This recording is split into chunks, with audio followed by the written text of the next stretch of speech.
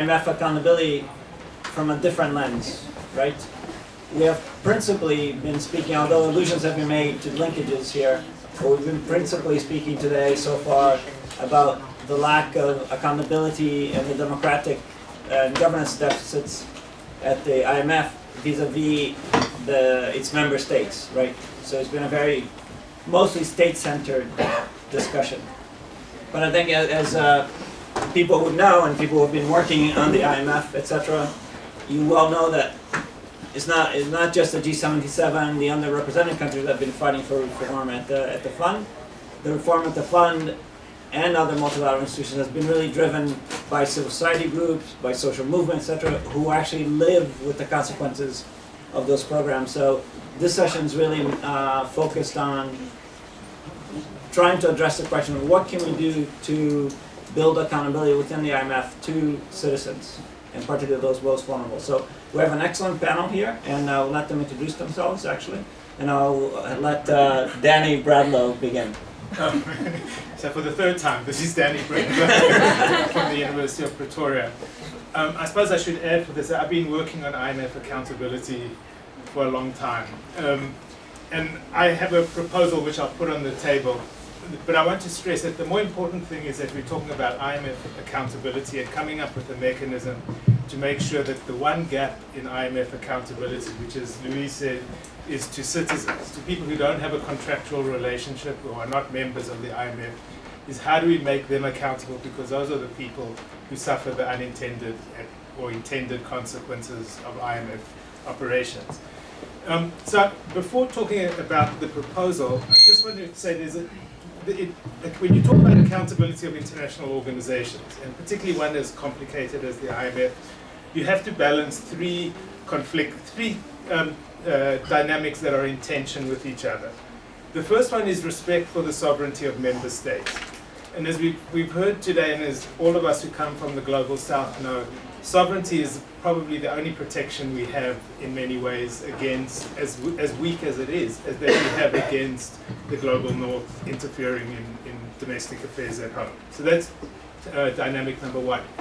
Dynamic number two is respect for the legitimate rights and expectations of all the people that are affected by IMF operations. And that's largely human rights issues. But as an international organization that is also a specialized agency of the UN, the IMF has responsibilities in this regard that need to be taken seriously, and that includes the right to a remedy and a hearing. And then the third one is there also needs to be some protection for, and some respect for the appropriate immunity for the IMF. Currently the IMF has complete immunity. It's impossible under the Articles of Agreement to hold the IMF accountable in any court of law anywhere. And that's excessive. It's way greater than states, and it means that states can do things through the IMF that they can't do directly. But there is a role for some immunity for the IMF in order to do its job properly. So those three things are in tension with each other, and we need a mechanism of accountability that balances all of that. So to improve IMF accountability, what do we need? First thing we need, and those of us that have worked on the World Bank and the MDBs know this well, is we need detailed operational policies and procedures that tell the IMF staff and tell the citizens of countries that when the IMF goes on a mission to a country or enters into discussions for a program with a country, that these are the procedures you should follow. This is what transparency means. This is what the participation means, how people can participate in these things. And secondly, it needs obviously transparent and participatory procedures. And thirdly, it needs some mechanism where people who feel that they have been harmed because the IMF didn't follow those procedures can actually bring a complaint and have it heard and investigated at the highest levels in the institution. And the mechanism for doing that is an ombudsman. Because the job of an ombudsman historically is to report to Parliament on is the King abiding by the laws and procedures that the parliaments have developed for that. And that's in a sense what the IMF ombudsman would do. So what would an ombudsman be like? First thing is it must be independent. Independent of the management and staff. So it has to be appointed by the board, not by management, and it needs to have security of tenure, and no possibility of reappointment, so that the ombudsman serves one fixed term and then has to leave as a way of protecting their independence. Secondly, the scope of the IMF's authority should be limited to assessing has the IMF staff and management complied with the applicable policies and procedures, which in IMF terminology at the moment anyhow are the guidance notes that the IMF has. So that the mechanism focuses only on the IMF, not on the conduct of the member state, which is how you protect the sovereignty of the state. The third thing is that the work of the ombudsman is initiated by complaints from external communities and interest groups that feel they've been harmed by the IMF. And that means that nobody controls what comes into the process and therefore what sorts of issues get raised to the board of the IMF. Fourth thing is it should be have simple operating procedures, so it's a very user-friendly mechanism. I'm overstating a little bit, but essentially it should be, we're the community, we can say to the IMF, we've been harmed because we thought we would be able to you would consult with us, and we never heard when you were coming into the country, and as a result, we're in trouble now. You investigate and tell us what went wrong. It probably works out more complicated than that, but that's the goal. Next, the Ombudsman must have the authority to do the investigation, visit countries to consult with groups, and must have access within the institution to all the relevant information in order to be able to understand what staff did and why they did what they did. Next, the Ombudsman must issue reports with findings and recommendations on what went wrong or what went right and why, how that can be corrected. And that must go directly to the board, not to management, and it should be released publicly as well so that everybody understands what happened. Inevitably, because of the institution, it means the final decision remains with the board, but not with management. And as I said, the importance of keeping the reports public is essential. If I've got a minute, I'll just add what the benefits are. I can find my slide that has that. We hope there are benefits. Right. I keep saying that there are. I seem to have lost that page, but not. So the benefits are. The benefits are, which are important, is I think if you, because those of us who've worked on the mechanisms at the bank know, the bank view these, the World Bank and the MDBs view these mechanisms as an attack in effect on the staff of the institution, which I think is a completely wrong way of looking at these things. Is we know that for the IMF to do its job, I mean, as Paolo Batista said, you're dealing with human beings operating in extremely complicated, difficult environments with imperfect knowledge, where the risk of making mistakes is huge. I mean, even the most competent professional people are going to make mistakes. But we need to make sure we learn from those mistakes and don't repeat them as often as they get repeated now. And so that the purpose of these mechanisms firstly should be lessons learned. What went wrong? And the example I always use in doing this is in 2017, there were no commercial airline deaths anywhere in the world. I mean, if you can remember back pre-COVID, how many flights there were in the world. That means hundreds of thousands of flights per year and not one crash.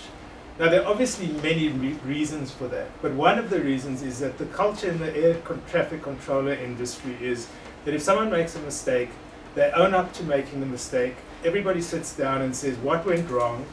Why did it go wrong? How do we stop that from happening again? And that's what these mechanisms should be in the institution. That you say, thanks community for bringing the complaint. We're going to sit down, understand what went wrong, and make sure that this never happens again to the maximum extent possible. That's number one, that it does. Second thing is it holds everyone accountable, and it informs, if you have the right procedures, it informs the staff and the outside stakeholders what it is they can expect from the institution and what the risks are of the work that the institution is doing, and understanding what the IMF is responsible for and what their governments are responsible for, and bringing the complaints to the appropriate place to deal with that. I would say the risk or the downside of an ombudsman is you bureaucratize the institution even more, because you have to have more detailed procedures, so that means more time and energy and bureaucracy associated with it. But the payoff, I would say, is so much bigger than the cost that it's worth doing. And I'll stop there. Thank you very much, Danny. Margot. Great, thank you. Hi everyone, my name is Margot Day. I'm the Policy Director at Accountability Council, and I want to thank all of the sponsors for inviting me here. I spend most of my time focusing on different financial institutions other than the IMF, so I've learned a lot from the first two panels and really appreciate being included in this space. Accountability Council works with communities who are using accountability mechanisms to seek justice for human rights and environmental harms.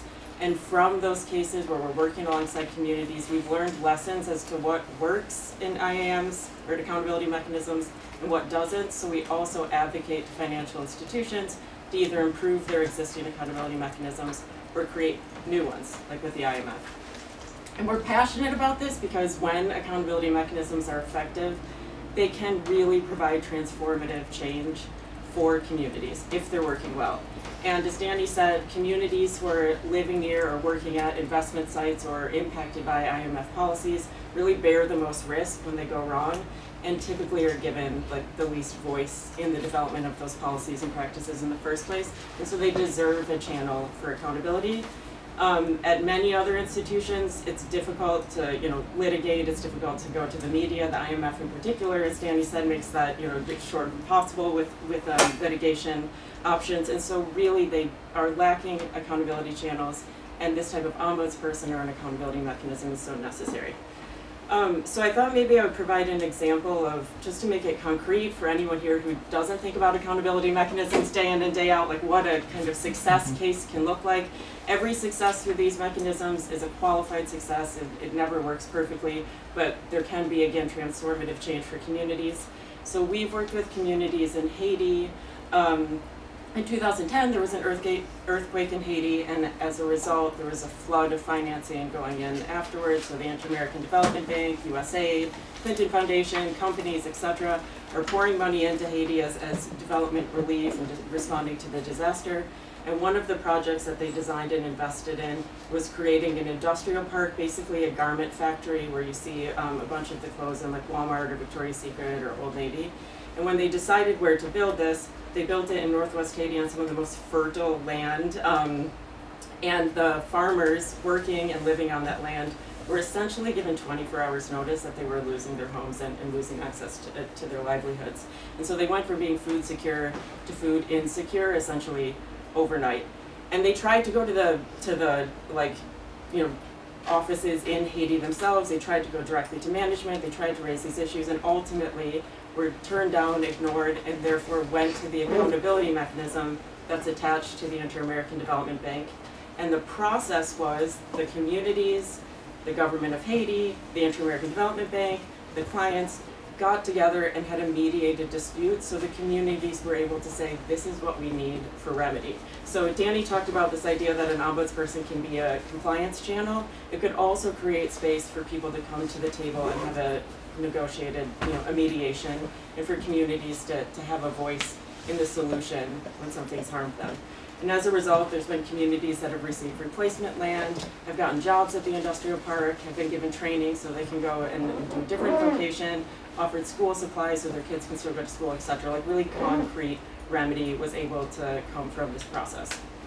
And so obviously I care most about communities' rights and these mechanisms working for communities, but I think, as Danny said, it's important to keep in mind that it's good for financial institutions as well. The communities living near and working at investment sites are the first to know if something's going off track often, and if they have a trusted channel to use, they'll raise it, right? And it gives the financial institution an opportunity to change course and have more sustainable policies or investments, depending on who you're talking to.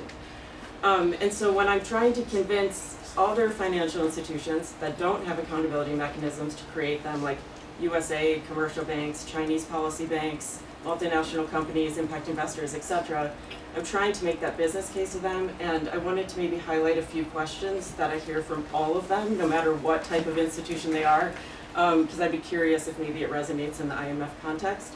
So first is that they'll tell me, like, well, our work isn't harmful. Like, we don't invest in mines, we don't do extractives, we're doing things that aren't causing so much harm.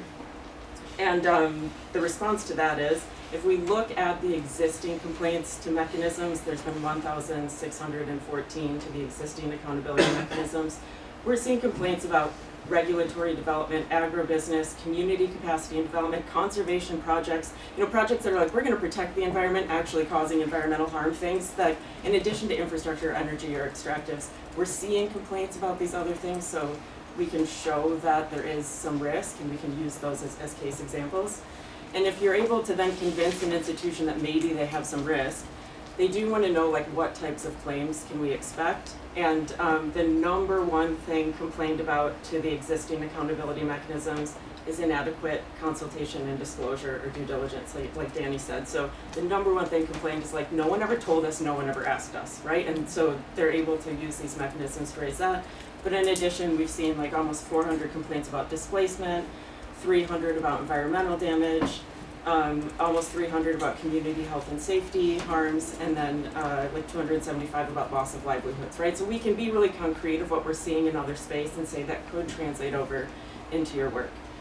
And then I think the biggest question that we're getting, and Danny alluded to it, and I feel like is a difficult one to answer, maybe my other panelists or in the audience can help answer this one, but this question of like, what are we being held accountable to? So like when I'm talking to Chinese policy banks and commercial banks, they don't have like a concrete set a document that's like, these are our environmental safeguards, right? Like this is what we're supposed to follow. USAID has the same issue, doesn't have like one policy in one place to be like, what would people even be able to complain about, right? And if we wait for those policies to get in place, we're just gonna have the accountability piece like lag so much far behind.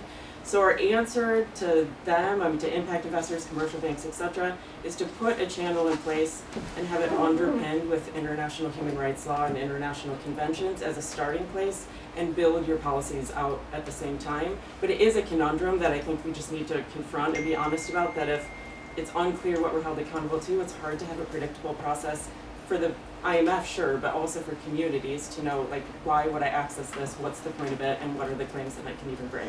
So I'll pause there, but I guess with maybe some recommendations, but then kind of leaving it on what I think is maybe one of the biggest lingering issues. Thanks. Thank you very much. Shireen? Yes. I'm Shireen Talat, the co-director of the Arab Watch Regional Coalition.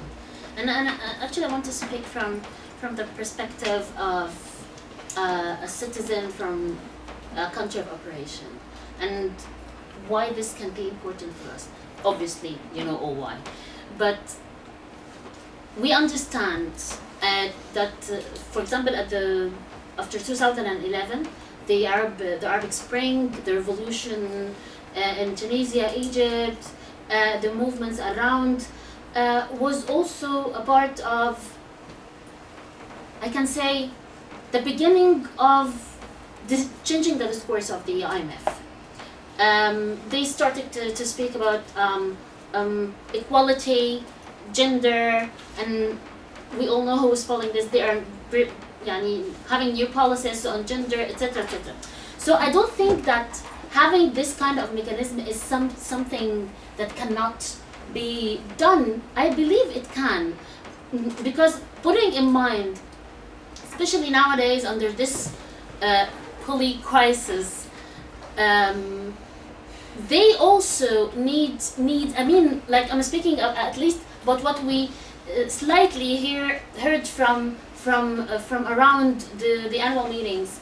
They need to be held accountable, and that if we are speaking about even economical growth on the macro level, that will never happen under this circumstances without taking care of the micro term.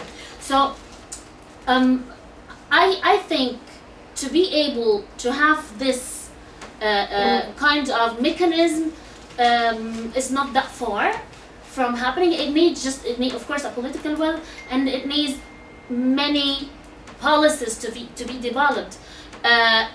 Safeguards need to be there, and it's putting the context of the harm that the IMF do, and using actually the word of doing no harm, which is very contradictory, is something that we can build on.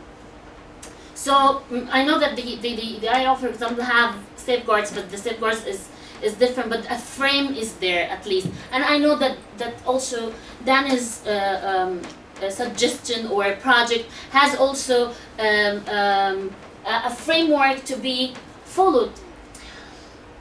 But I believe we need to start from also contributing in the movement in the Global South, because people need to relate to this kind of harm, to understand that those measures are really affecting their life.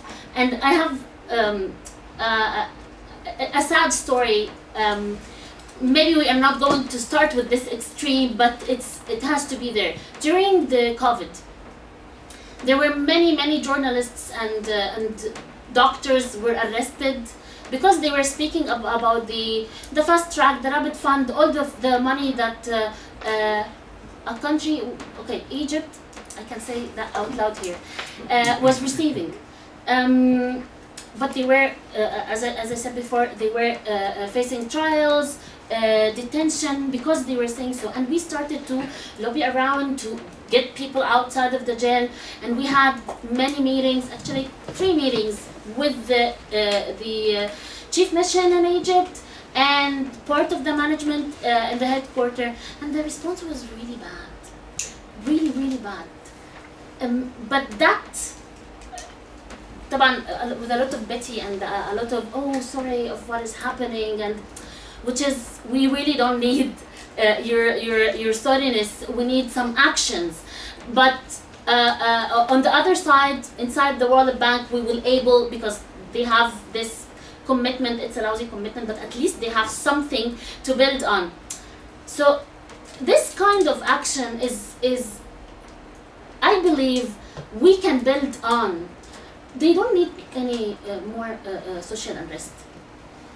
They don't need it as we don't need it. Actually, we need it, but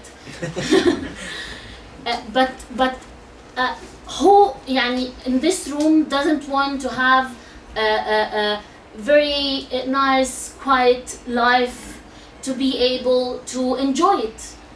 As simple as that. So I believe building on the small, I don't want to say harm, but at least the small, how can I say it in English? Because it's الخروقات الصغيرة. Yeah, the small violations. Building on the small violations at the beginning, because we don't want to scare them at the end of the seriously, we don't want to scare them at the end of the day. Building on the small violations, because you cannot go to, from my point of view, as a person from Egypt, we cannot go and say to them, I want to complain against austerity in this wide perspective. We have to start with case by case, in a small perspective, very constructive, and then they can, I guess, relate. Because also at the end of the day, the board of directors, sorry, the board at least want also to hold their management accountable. How can you guarantee that your chief missions in the country level is doing well? Only the guidance that you are guiding them with? No, it's not. So I know that I exceeded my time, because I'll leave it here for discussion. Very interesting. Thank you very much. We'll eventually open the floor for questions, but I have a couple of questions, some of which pick up from, we had I don't know how many people participated in the CSPF event which we held, so some of them are, I think, thrown out there slightly preemptively, but also because I hope that we can deepen the discussion that started, I think it was Thursday, right? You know, Mario, your experience, for example, the example they use with the IDB in Haiti is very project specific, right? You finance a project, it has very potentially tangible consequences. People are displaced, livelihoods are lost. You know, as we know, the fund they're not a project lender, right? They lend, they provide support to countries in debt distress as a lender of last resort, and they do that alongside with attaching conditions to macroeconomic policy, etc. So it's a very different situation. So maybe, you know, I'd appreciate the panel reflecting on that. And then, I don't know if Nabil's still here. He is, I see him.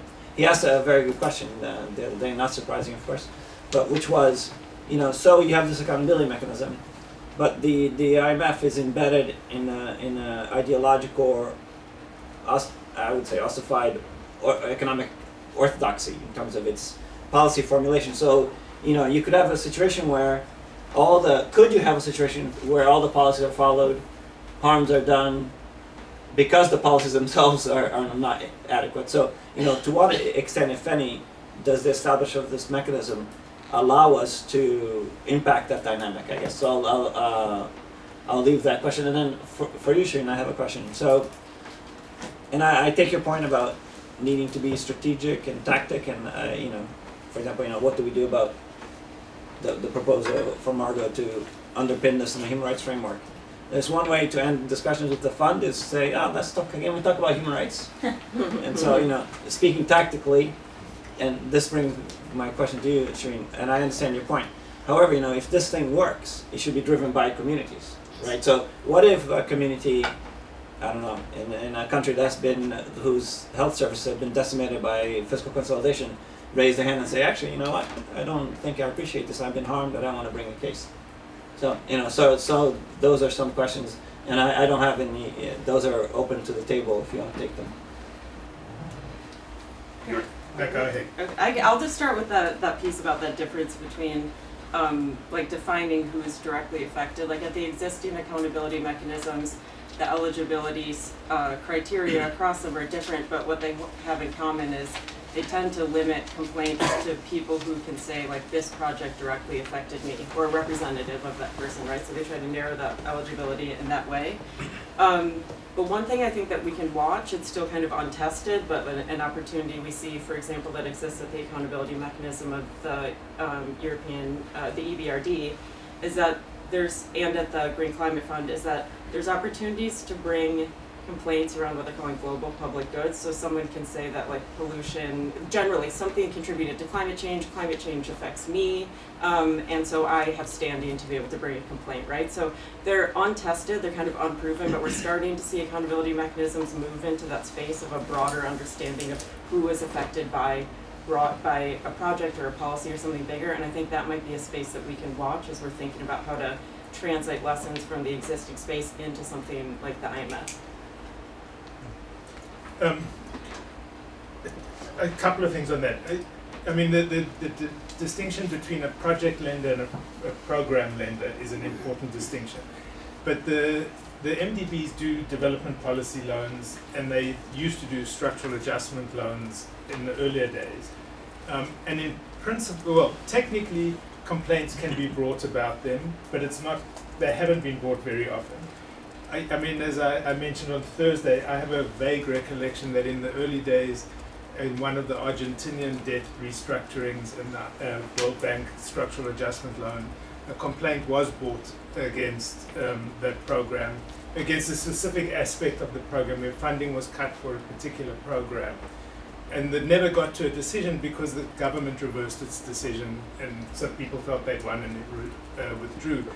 I have as Margot was talking, for some reason, I remember there was a case involving Bangladeshi textile manufacturers that was brought as well, which was interesting because it was the Textile Manufacturers Association that brought the complaint, not a community group. And if you set up a mechanism in the IMF, I think it's totally predictable that early users of this would be industry associations as much as communities.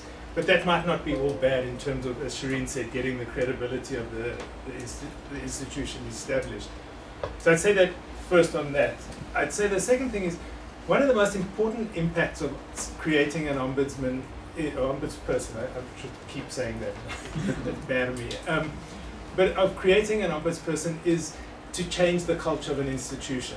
I mean, the history shows that when you start a mechanism like that, all sorts of complaints come in which might be very particular and sometimes even aimed at particular individuals, and it's a learning process on both sides for people to learn how to use this. And a mechanism like this in the fund would largely start off as a procedural mechanism, because it would be was there adequate transparency? Was there adequate opportunity for participation? If we give in information, does that just go into a drawer and get forgotten, or is there a way in which it actually has to be addressed in some way in designing the program, or at least that there has to be a response of some form? So that's on that. Last thing I'd say on the human rights issue, we should not give up on that and say if you raise the issue in the fund, it will get rejected. There's no question, you're right, that if you walk in and talk human rights, you're creating a problem for yourself that you don't need. But I remember, and it shows you how long I've been working on these issues, when we started raising human rights issues in the World Bank, and there was the same response. And if you used the word human rights, you got nowhere. But if you said, well, what about the fact that people need access to housing or to education or to health? And then you could have a discussion. You didn't have to tell them that it was about human rights, but that's really what you were talking about in doing that. And I think the IMF is as susceptible to that argument. And the world's moved on as well. And I think that the fact that the IMF has now got a gender policy, it's dealing with climate, means strategy. But it's enough in there that you can work with them on those issues. Thank you very much. Shireen? Yes. Actually, it was very interesting that you mentioned specifically EBRD, Marco, because EBRD, for example, has something called the Article 1. Actually, can you just explain who, I'm mindful that the people who may not know who the EBRD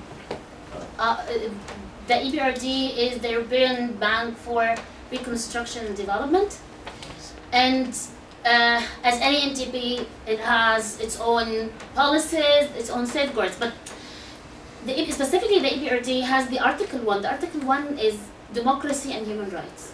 And when the EBRD measure how it's going to operate in certain country, they measure the democracy situation and human rights too.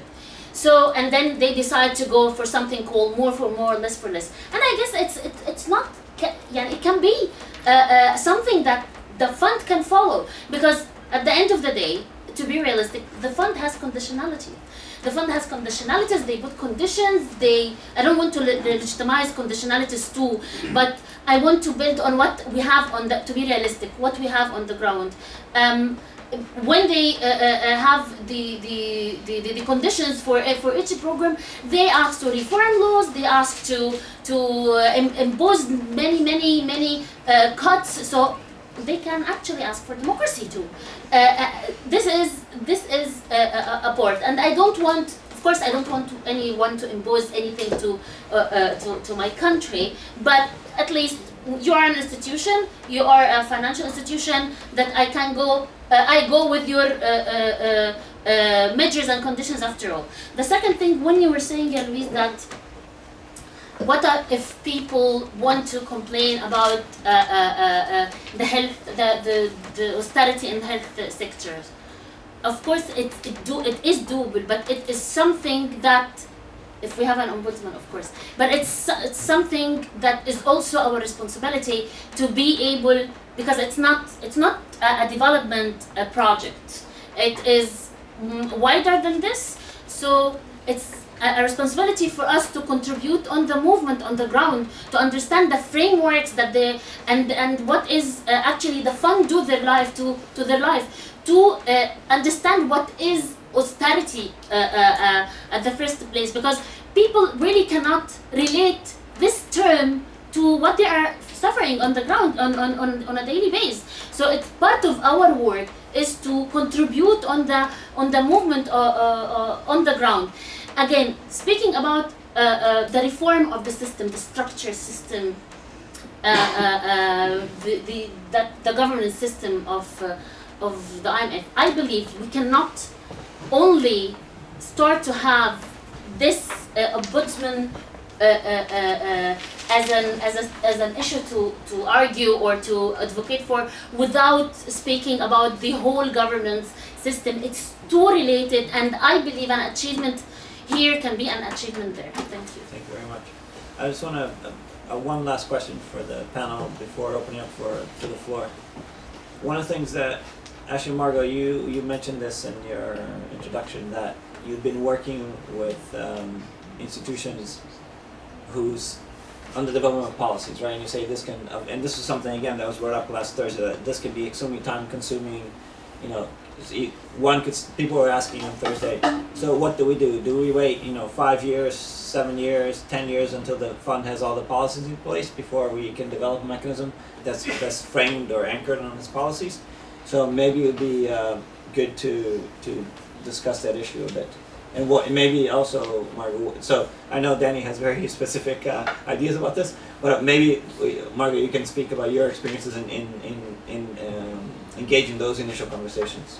Yeah, sure. I mean, so in the last couple of panels, China was brought up, and when I'm working with people who are talking directly to Chinese banks, again, this is an issue that's brought up right away. How can we put in a mechanism if we don't have a set policy in place already?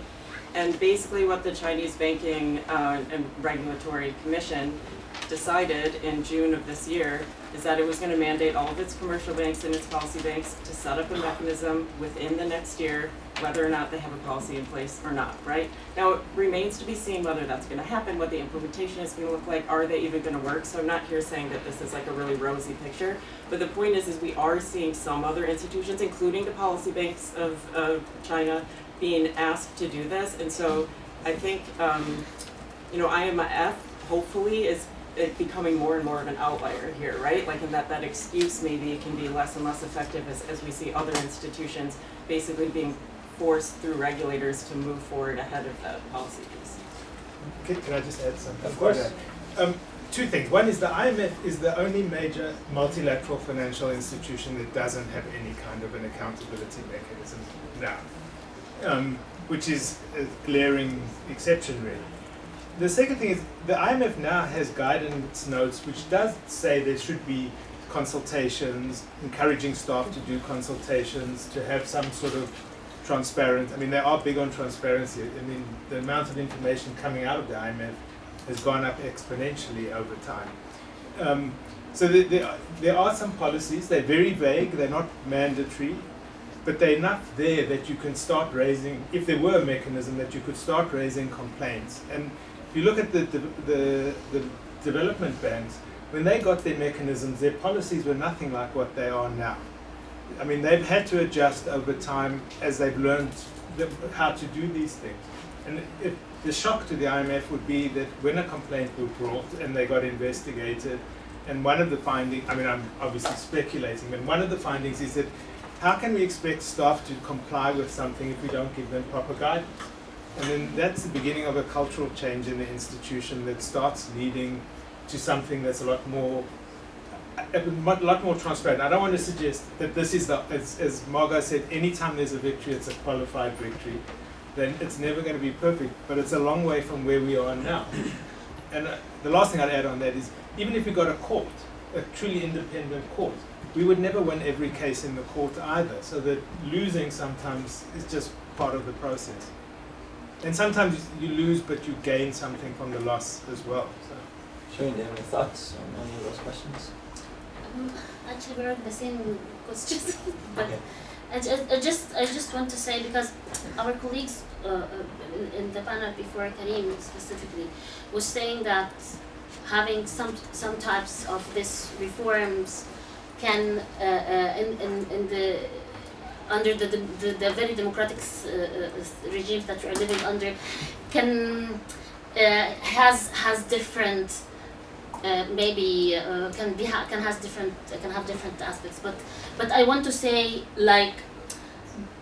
that one of the guarantees for our regimes not to but doesn't want to be transparent and to use us and not really amplify the people's voice is to have this accountability mechanism. Thanks. So, with that, I would like to open up the. Wow. Okay, I take it back. I'm not opening it to question. No, I guess I'll start with David, please. If you could introduce yourself, that'd be great. My name's David. I work in the federal government here, but I'm here independent. Okay. Not as a representative. All right. So my question is for the person who sounds most like an economist down there at the end. I don't know. I'm not familiar with it. It's about this underlying everything the IMF does. So the question is, what is the role, or how do you change the role of economic ideology in what the IMF does? So the context of the question is, everything it does revolves around a fundamental economic ideology. You might call it neoclassical, new Keynesian, general equilibrium economics. You had this other guy talking about including PPP, and so why would you include PPP? It's a model that's been demonstrated to not work. It doesn't reflect the world, right? It's like Aristotle's model of heat. No, it doesn't work. We now know Boyle's law. Why? So you can do everything you want, but if the underlying ideology that drives its policy, this is how Egypt will develop. This is how Peru will get less poor. We have the starkest possible example in front of us, on the other side of the Pacific Ocean, of doing exactly the opposite of what the IMF tells you should do. China. How do we get those people to stop? My favorite analogy is astronomical. Stop believing in Ptolemaic astronomy. Join us with Kepler. We have Newton. How? How do we do that? Because ultimately, if you don't, you're trying to change an elephant into an octopus. Euthanize the elephant. Let's go raise an octopus. Okay, very good. Okay, so I think, go on. Okay. You're absolutely correct. The IMF has an ideology, and that the ideology is the root cause of a lot of the problems. But it's important to keep in mind the IMF's ideology has not been consistent over the life of the IMF. What was set up in the Bretton Woods era was different from what neoliberalism became, and it's shifting again. I mean, the IMF now acknowledges that climate is a really important issue. It acknowledges that the micro impacts of climate are macro critical as well, and that it needs to understand both levels. The reason it has a gender strategy is because it's realized that you need to have a gender strategy to understand what's actually happening in an economy. So distributional issues are becoming important. That doesn't mean it's changed its basic market-oriented strategy. A mechanism like this is not powerful enough to change that. What it can do is it opens up spaces that says, for example, just to make it more concrete, so the Zambian program now says one of the things that the Zambian government will do is cut agricultural subsidies.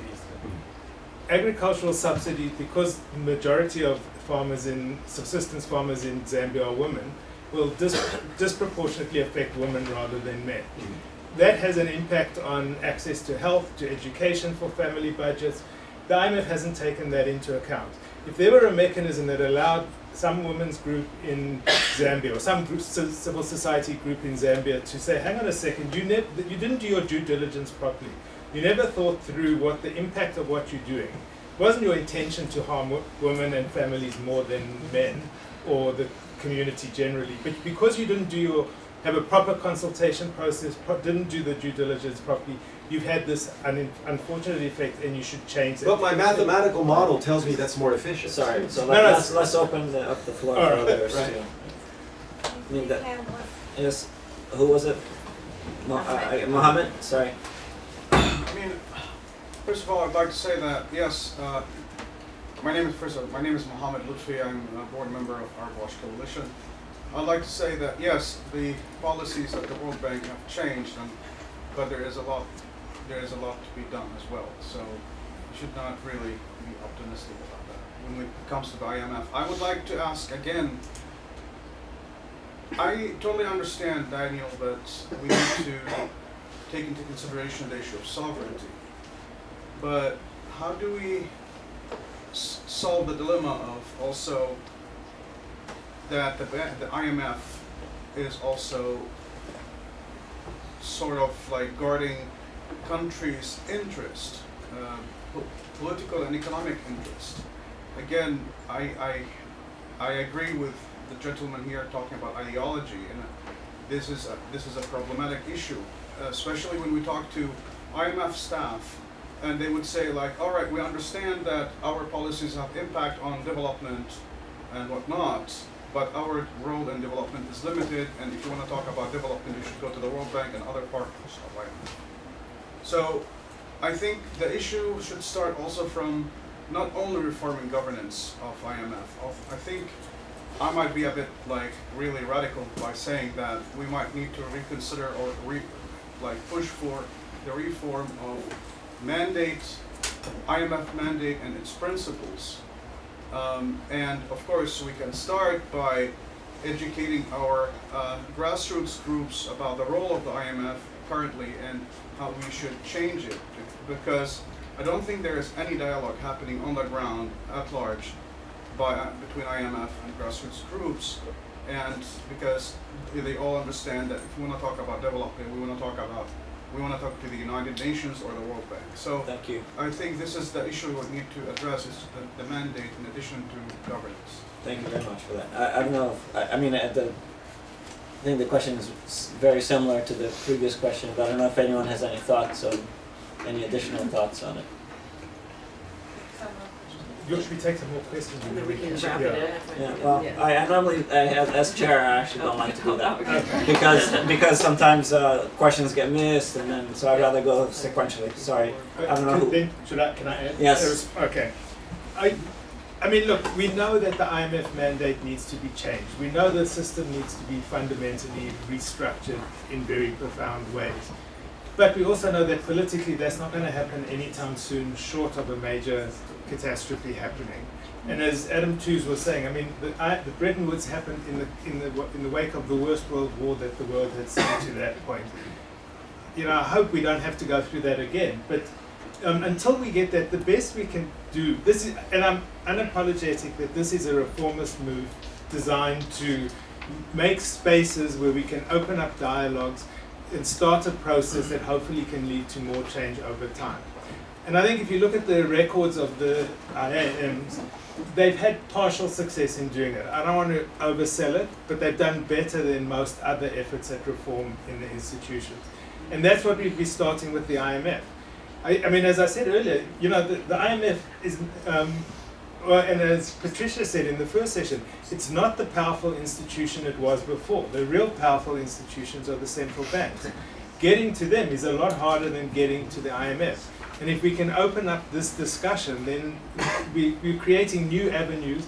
And what's great about these mechanisms, they're not controlled by the institutions and they're not controlled by the member governments. It depends on communities bringing complaints, and nobody can control what communities ask for. And there are cases where you can show that people have brought complaints that nobody thought about. And if it had been up to, you know, even civil society groups, we wouldn't have had those cases coming, and they've led to concrete improvements in people's lives and opened up space for other groups to do the same thing. And that's what this hopefully would do. Thanks, Will. So I'm going to give the floor to Alex for no other reason than that they brought up the coffee and cookies. So, okay, that was worth something at least. So yeah, Alex Main from Super, and I think like everybody here, you know, I want to see more IMF accountability, but I kind of have the same skepticism as some of the other people that have asked questions, and I could go on and on about that, but you know, part of it has to do with the fact that I have not seen enormous results from the ombudsperson at the World Bank or other development banks. There is the example of the industrial park in Haiti, that's great. There aren't a whole lot of others. One that comes to mind is Chicxulub hydroelectric dam. Having been kind of involved in that fight, I happen to know that the main reason that anything was done, that there were reparations to these communities that were forcibly displaced, massacred in some cases and so on in Guatemala, is that some members of Congress in the US paid attention to this and forced the issue through the appropriations process. Basically money was going to be held up to the development bank in question. I think it was the World Bank, although it could have been the IDB. I'm now a little murky on that. But at any rate, it doesn't have a great rate of success, and I imagine that the rate of success at the IMF could be, you know, even worse, given the fact that we are dealing a lot. It's not project-based. It's it's, you know, whole IMF programs. There's the fact that there's co-responsibility with the governments, so that IMF can easily deflect and say, oh, you know, this is the government's decision to cut this particular program in most cases. I don't know how you deal with that exactly. But beyond that, I think what most concerns me is that the ombudsperson could end up reflecting the current power dynamic within the IMF, right? If the U.S. If the U.S. Treasury has veto power over the ombudsperson, who is going to be the ombudsperson? I don't anticipate that ombudsperson being someone who will really take on controversial cases effectively. Very good. So I'm just wondering how do you deal with that? Yeah. Do you want to go first? Yeah. First, I just want to comment again, coming from the MENA region. I see how you frustrated from the process of the accountability mechanism and other MGBs. I can see it, but from our perspective and what we experience is, maybe you are seeing it from the global level, but we are living under it. And actually, Accountability Council and Arbot just published a report called the Last Resort. Sometimes it is the last resort, and sometimes it's really effective, and we lean a lot on having an accountability mechanism. Especially, we are not only living under non-democratic states, but also we have different lobbies that is controlling our lives. So sometimes having this kind of accountability mechanism is very, very, very useful for the communities that we are operating and working with on the ground. It's very important. And yes, what you are saying is true. The state having the veto can really affect the existence of this ombudsman person, but that's why we are here to discuss and see how can we go through the system, how we can at least put a project for change, and at least to advocate for this project. And because what are we going to do? Just receive this kind of harmful violations, and I used violation. Thank you, Nabil. Seriously, tell me what else we can do, specifically in that time of we have only 2 years to live. Come on. I'm the chair here. I get to ask the questions. Sorry, before I think that it would be useful to hear from, for example, to see, Margot, whether you share Alex's assessment of the success or failures of the accountability mechanisms. No, I mean, to be fair, I agree. Remedy remains rare out of these processes, right? And I think we've seen progress over the past now 30 years of having accountability mechanisms where we're getting it kind of, this is a generalization, but there would be cases that were brought and those communities wouldn't receive remedy, but it would result in some type of like policy change in the future, right? So you could see some accountability, generally speaking, for an institution, but the communities would feel, rightly so, completely unfulfilled and not receiving remedy. We're seeing some changes there, which are good, and I think that we can take those lessons when we're building new mechanisms, so we don't have to start 30 years ago, but can kind of start where we are now.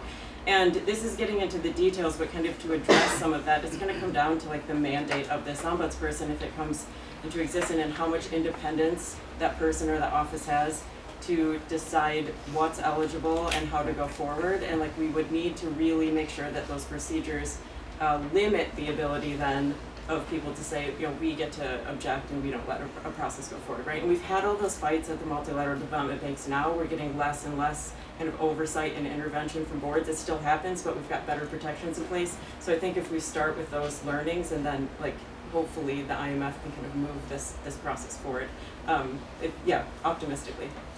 Can I just, one comment, just to correct one thing, the US does not have a veto over appointing an ombudsman.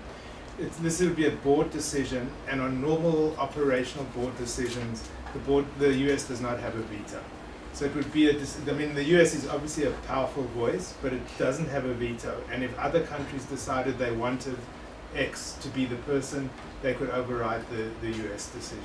And I mean, they have done that in institutions on specific projects and things. Thank you, Art. I see Carla's hand. See, I'm doing it together. You don't have to introduce yourself, but no, you actually do. I'm Carla Garcia-Sendejas from the Center for International Environmental Law, and also a practitioner in these accountability mechanisms as Accountability Council, and working on improving safeguards and improving the mechanisms, and have these fights very, very often. and work very more specifically on World Bank, International Finance Corporation, Inter-American Development Bank. And I had a question, but it's that may solve some problems.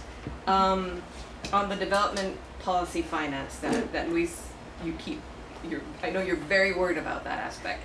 I'm not worried, I just want some clarity. No. We all want it. So as we know, the World Bank, other banks have these development policy loans or development policy financing. An example that we pointed out a couple of years back at the IDB, the Inter-American Development Bank, was this $600 million loan to Mexico to implement the energy reform. Very controversial energy reform with all that entails. But as a development policy loan from the IDB. So because it wasn't an actual project, it didn't trigger environmental assessments properly. It said it wasn't going to have any impact on the environment, which is ludicrous if you're talking about energy reform, energy infrastructure, etc. In the policy documents themselves, it had as indicators of success of this project that needed to be abided by meters of pipeline. How many meters of actual pipeline would be developed was an indicator of the success of this loan project. So my question to you is, the IMF has to have some sort of, when it loans, is it the conditionality? Is it, where do these concrete indicators or equivalent show up? Because that's where you can actually see what that impact on the ground will be and that connection to the community, the harm, the et cetera, et cetera. Thank you. Anyone, panelists, want to take that? I mean, it's a good question. My understanding of how the IMF would monitor things is it would be looking at things like what's the budget deficit, what's the current account balance In the short term. in the short term.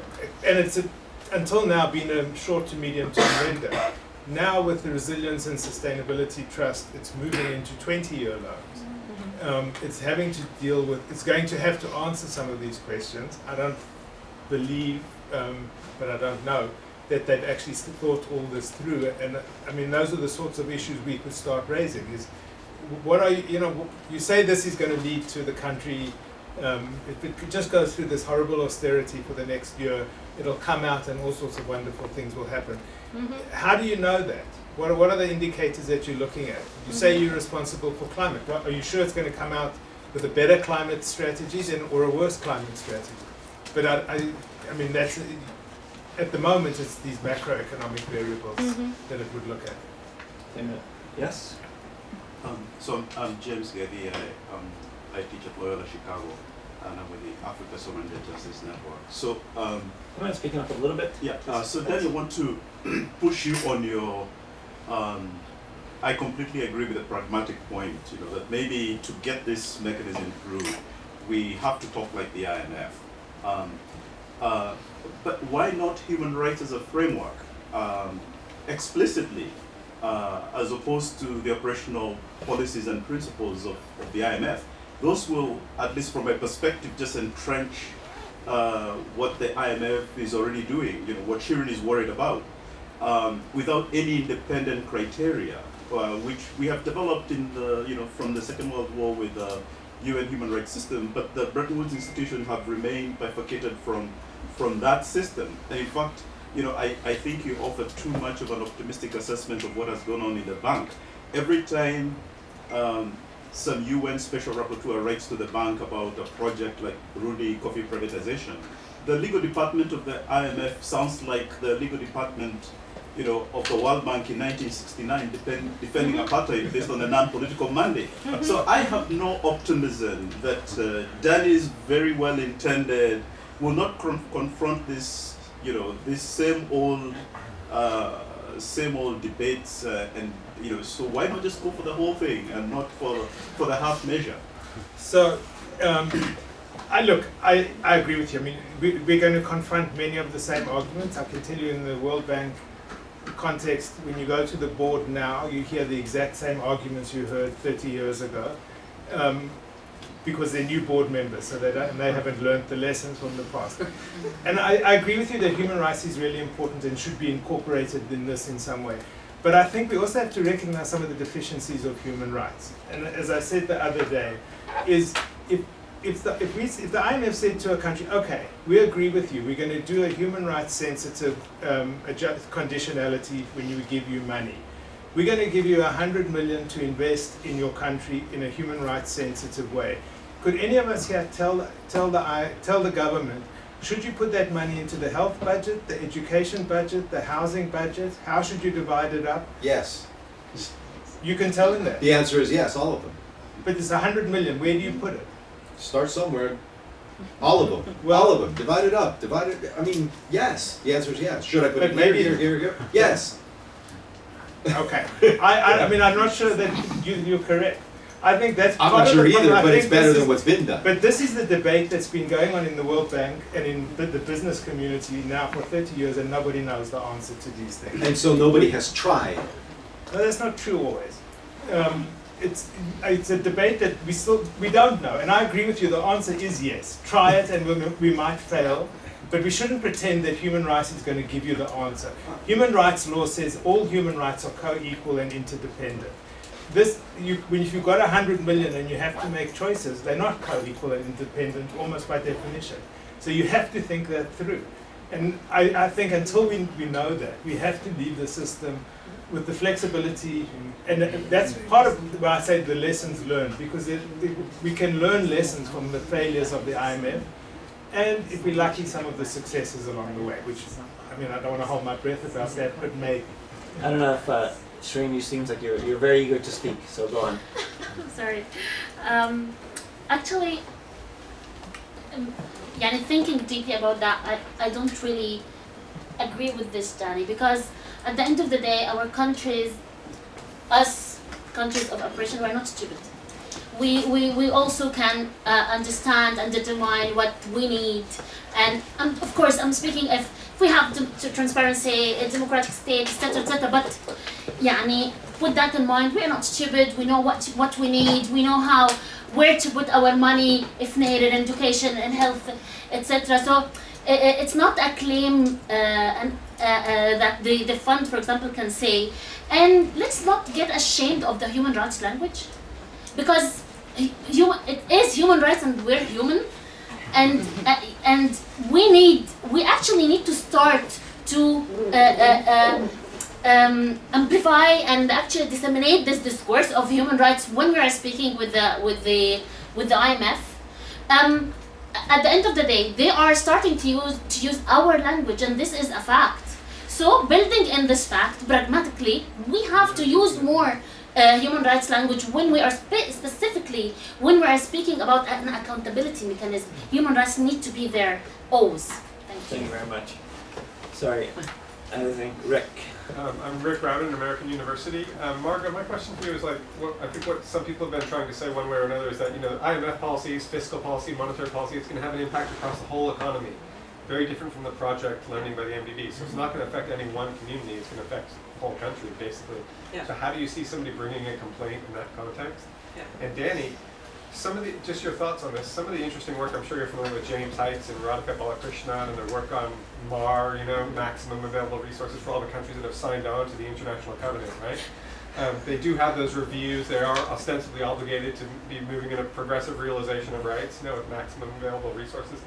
So when you say consultation, the IMF should be obliged to have some consultation with people in the country.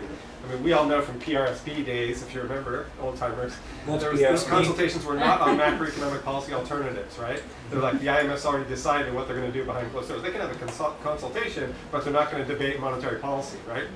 How would you address that?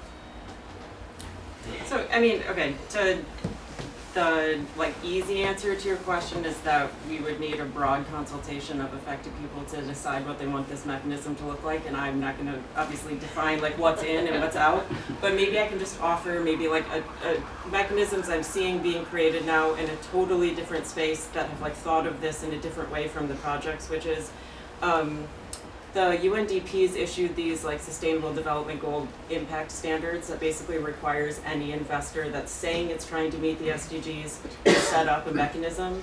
And therefore, what people could complain about to that mechanism is, for example, like negative impact on SDG goals. That's very vague, and that's not going to answer your question. I'm not saying that's the answer for the IMF, but I am just saying that we're starting to see, I guess, lessons rooted in these project-specific accountability mechanisms finding their way into other spaces. And what I think we need to do if this idea gets off the ground is have a consultation and say, where can we pull from all these different areas to try to answer, like, what is just the most fundamental question that I also still share. Yeah. So on the sort of PRSP, I mean, I agree with you. Can we clarify the acronyms? Just Poverty Reduction Strategy papers. Thank you. Which come from, I suppose, version 2 of structural adjustment. I mean, you're right. Consultation can be genuine consultation, or it could be, I'm coming in with my ideas and you all agree with me, don't you? Raise your hand if you don't agree with it, or you all feel good. And it's not consultation. I mean, and if that's the sort of consultation that happens, it becomes the basis for a complaint. It's true that the IMF has a generalized impact, but as my example of Zambia shows, the distributional impacts are not the same on everybody. And some people are more affected, and they're winners also in these cases and losers. And so that, it might not be the worst loser who brings the case, it might be somebody else who brings the case, but that opens up space. So, I mean, as we said, this is not a perfect mechanism. You're trying to open up spaces and make it possible for more of these debates to happen. So I have Chiara next, please. I No? think I had people behind me that okay, were I'm before. sorry. I know Emma has been. But you and raised your Vince- hand before him. I was Yeah, trying. Vince- Fine, go, please. Yeah. Okay. First of all, Dan, if I may, you're not an economist. No. No. Okay. And now, no, because I'm going to make a broad generalization, and I hope no one gets offended. But he's a lawyer. Someone who studied law is definitely not an economist. Because it's funny. But I can totally see how this idea that if you have a process in place, then things will somehow work out, and it comes from someone who has that expertise and frame of mind. I have studied economics and methodology, and I can tell you that for me, an macroeconomic institution such as the IMF will never accept something like this, because it means completely undermining the ontology and methodology and epistemology of the discipline. The fact that the individual person or the community can challenge the decision making that is informed by an economic theory and model and data. I think it's a no-go on one side, but I love the discussion and I love the idea, and I'm not saying necessarily let's not try, but I really. But the other thing is Kara's not going to lead the campaign. I'm getting excited because it's a fantastic conversation. But the other thing is that a lot of these things we are already trying to push them, because the impact assessment on distribution and human rights is something that we have been colleagues, well before me, and we are trying, and with no need of having an external body, but embedded in the way in which decision making is made, and we are encountering a lot of resistance linked to the first point that I was making. The third thing is that some decisions are, if you have $100 million, how you spend it, well, there is politics. And that's how you decide whether it goes into water or education or health or housing, and that's definitely not a decision that the IMF should be doing. Thanks, Karen. I'm going to use my privilege as chair to say that, we're supporting, and I'm personally supportive of the proposal for many reasons, and one of which is I think that, and I think Danny made this point. This is about the mechanism will initially review whether or not, and to the extent to which, the fund followed its own procedures. And this is what I see, and we had the discussion on Thursday. I personally, super flawed, etc. But I think one thing that it does do, if this forces the fund to actually develop procedures, to consult on development procedures, etc. Do I think this is going to overhaul the ideological framing of the institution? No, I don't. But I think it can potentially open up, for example, through, think about a group of heterodox economists looking at some of the procedures and say, have you done this, etc., etc. In a modest way, I think it can open up, shed some light into some very opaque processes on which we have no say at all, nothing, zero, right? So that's my framework. That's where I'm starting from. Emma? So can I just say something in response? Sure, sorry.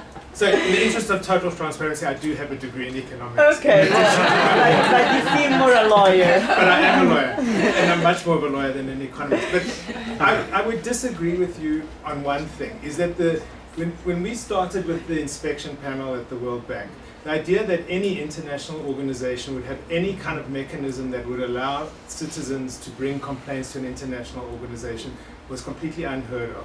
That the World Bank was the first institution to create something like that. And that's the big change. The UN doesn't believe, except for UNDP, none of the UN agencies think they need it. The IMF has thought they don't need it because they think they only deal with ministries of finance and central banks, and they don't anymore. They have to deal more broadly. And so that's the real shift that you're saying. So you become part of a policy-making process and part of the politics in the country. And there's no reason why the government should be accountable and you're not accountable for at least part of that. Thanks. Okay, I don't know how we're doing. If people have the appetite, we're happy to keep going. Let's go for another 5 minutes or so, because I think we're running out of time. Emma? Thanks.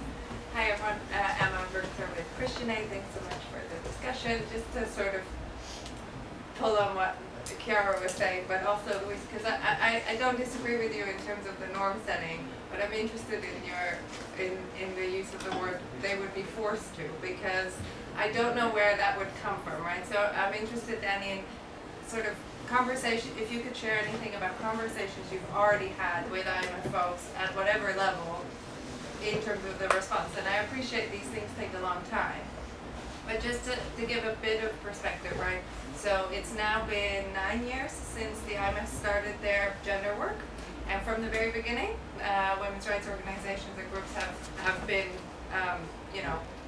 engaging on it.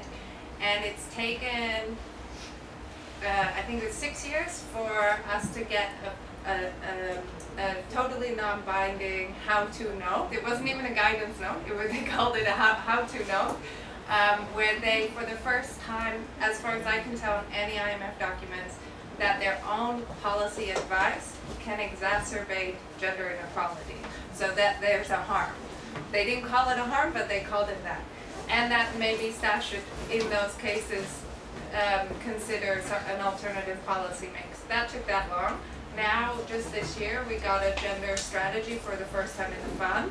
That same kind of language is there. And so what women's groups have been trying to do is use that just on the policy level, right, without an institution. But it will take many, many, many more years for that to actually make a dent in fiscal policy advice, right? Because we can see we need women's rights organizations on the ground who are organized, who can show that macroeconomic modeling work or through other work that the proposed reforms are going to negatively impact them. They need to then have that conversation with staff. Most staff don't even know, haven't read the gender strategy. So, and we have a relatively friendly gender lead now for the first time at the fund. So that's where we are after sort of 9, almost 10 years of the fund's gender work. And it seems to me like, I don't agree with you that you wouldn't need the U.S., or that the U.S. wouldn't have a veto, because it seems to me like something that you would need to change the Articles of Agreement for it to get.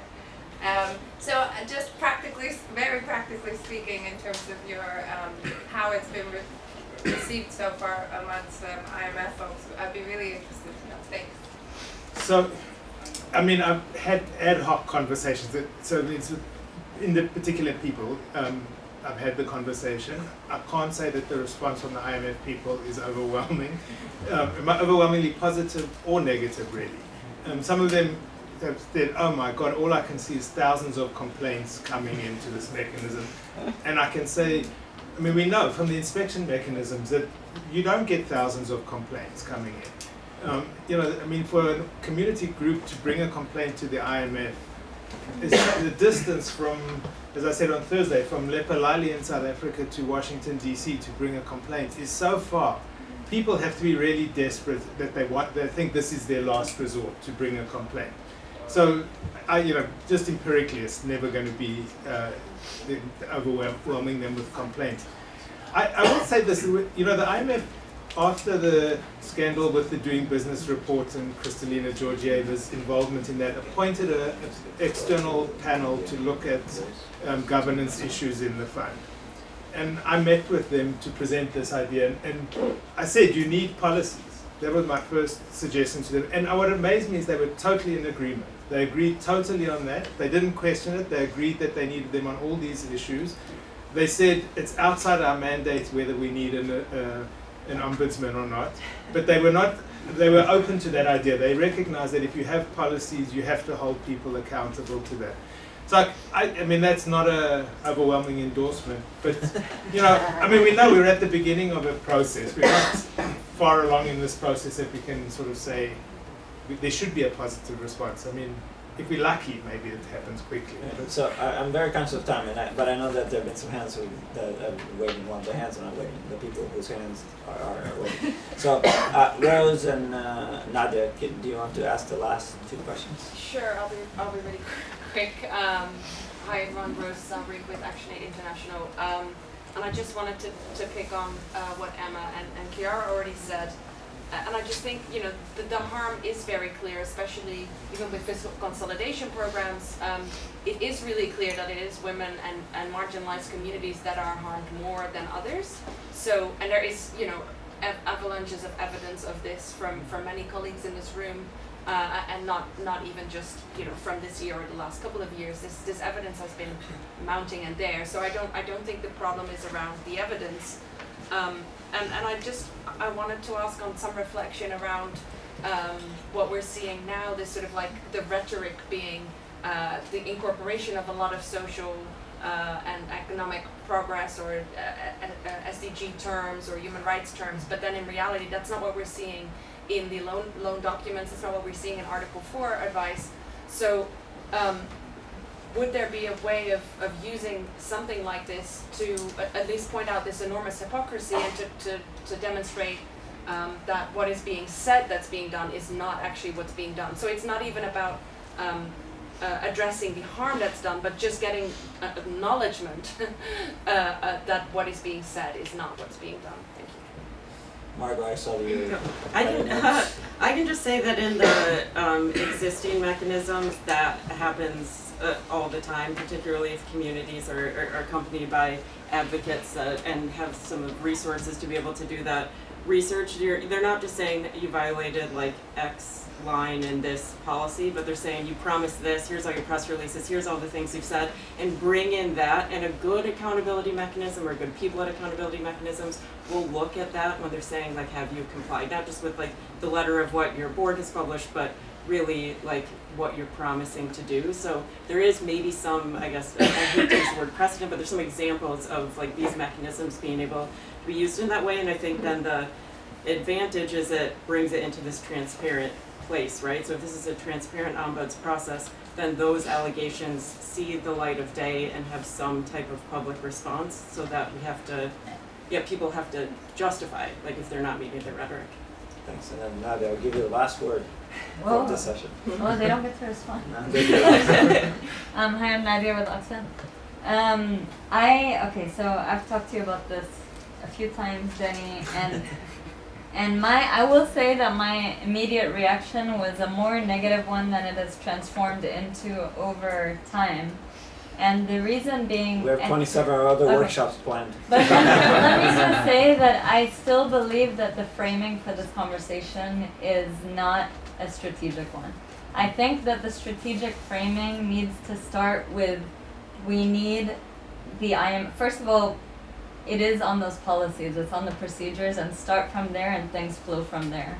We need the IMF to be a more open, more transparent, more accountable institution. How do we get there? It needs these procedures, it needs more policies, and we need a commitment to do no harm. And I really think that we can find some way to get a commitment to do no harm, and some things can flow from there as well.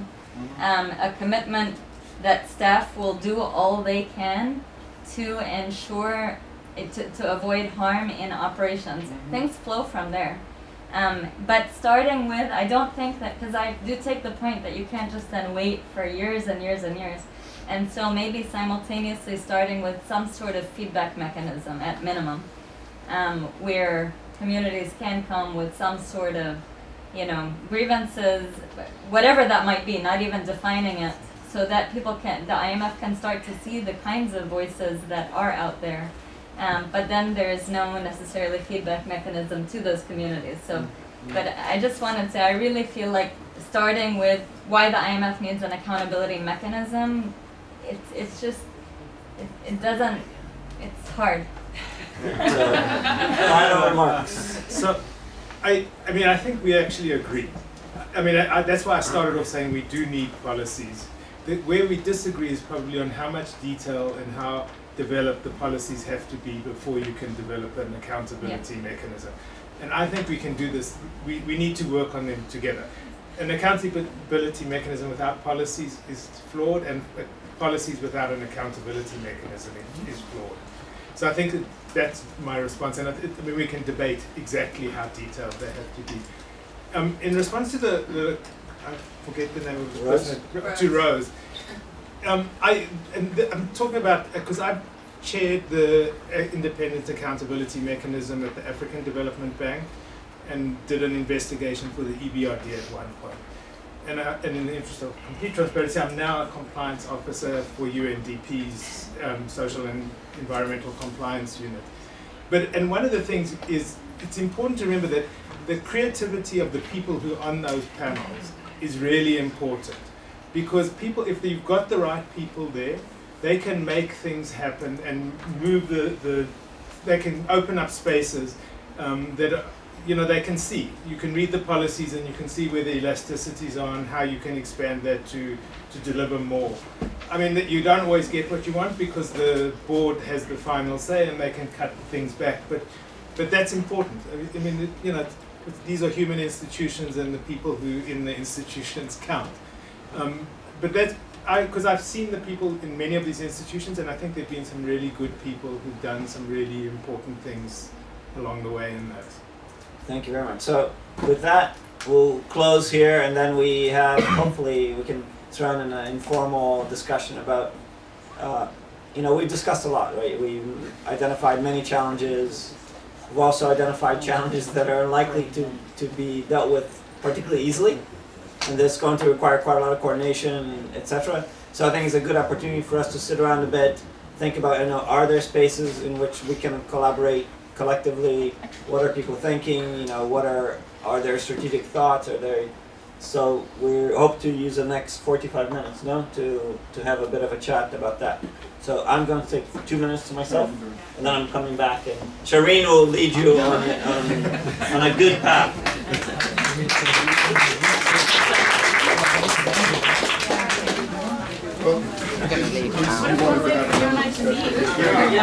I wouldn't blame you if you leave. That's all right. I hope these people are not going to get mad at me if I leave. I can't. It was an interesting conversation, and I'm happy I heard it. Give me one now. I can talk to you about it. I can talk to MJ about it, but 100% with Nadia, with what she said at the end. Yeah. No. Yeah.